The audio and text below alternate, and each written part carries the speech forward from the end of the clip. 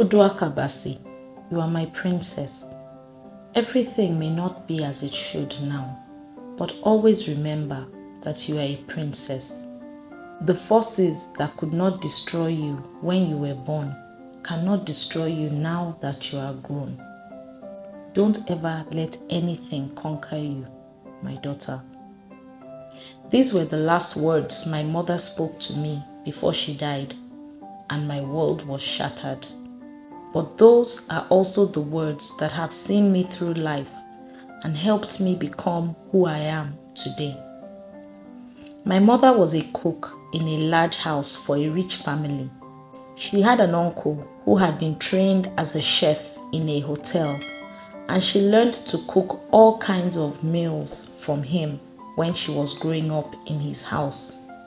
He was her mother's brother, and her mother had sent her to live with him in Lagos when he and his wife needed help with their children.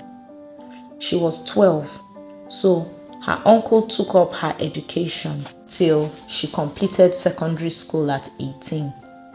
She decided to work as a cook too, and she worked with a few restaurants before she got the job with the family where she worked.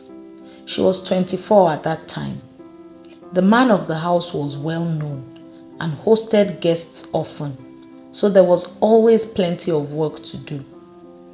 According to my mother, they had about 6 domestic staff who lived on the grounds of their home.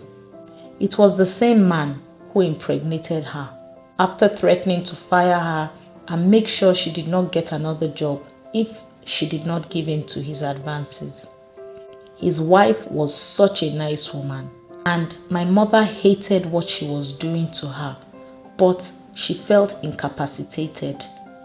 She never shared this story with anyone until she told me on her deathbed. She had always told me that my father died when she was pregnant with me.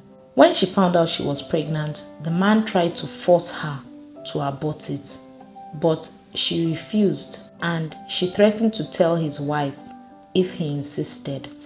By the time the pregnancy became obvious and she refused to say who the father was, everyone isolated her.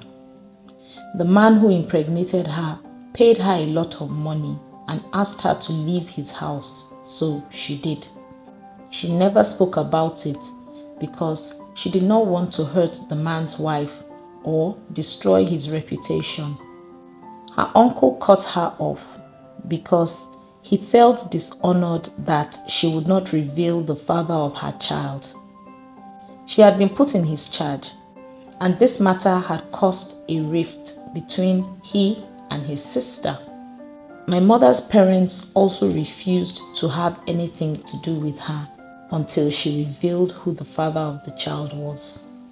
It was a very difficult period, but according to her, her conscience would not allow her hurt an innocent woman.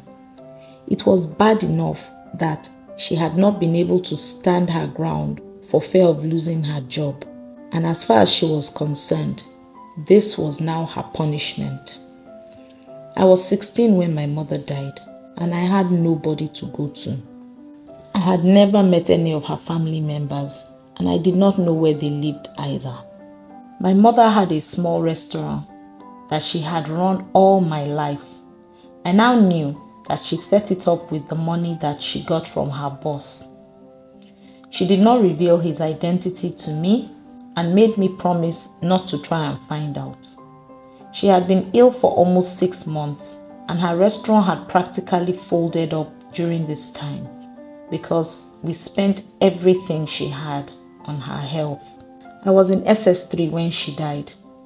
I managed to finish school, but I had no funds to go further, so I turned to what I knew: cooking. I started learning to cook from my mother when I was 6, and when she was teaching me, she created a kind of recipe book to help me learn since I was quite young. She wrote out all the measurements and ingredients for me while she taught me what to do. The part of cooking I liked most was baking and making pastries, and I decided to focus on that since they were easier to market and to sell. The landlady of the self-contained apartment where we lived offered to let me stay as long as I needed to because she knew I had nowhere or no one else. I am forever indebted to her because if not for her kindness, my story would have been different today. After I graduated school, I started making cupcakes and pastries and taking them to my former school where I still had friends and knew most of the teachers. They patronized me and I sold out my snacks on a daily basis.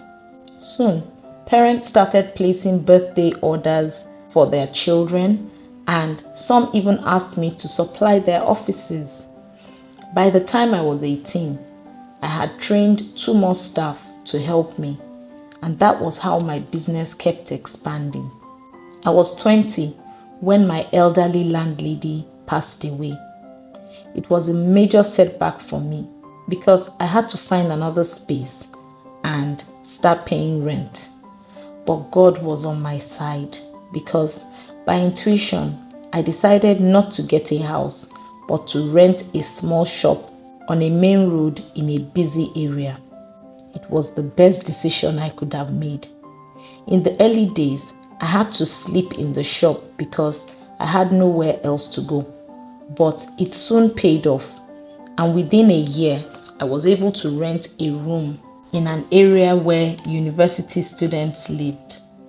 Being among them awakened my desire to go back to school. And at the age of 23, I started my degree in accountancy. Schooling and running a business were extremely tough, but I pulled through and I graduated when I was 29 due to a couple of extended strike actions during the course. I am 47 now. I am married and I have 2 beautiful daughters. My pastry shop has blossomed into a large business with 4 outlets. My mother would be so proud of what her princess has become. For me, I am grateful to have been raised by such a strong woman.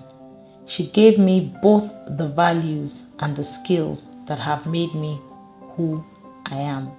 Indeed, I am a product of my name, Uduak, the will of God. Please share your thoughts about Uduak's story in the comment section. Remember to subscribe to my channel and to turn on the notification bell so you don't miss any of my videos.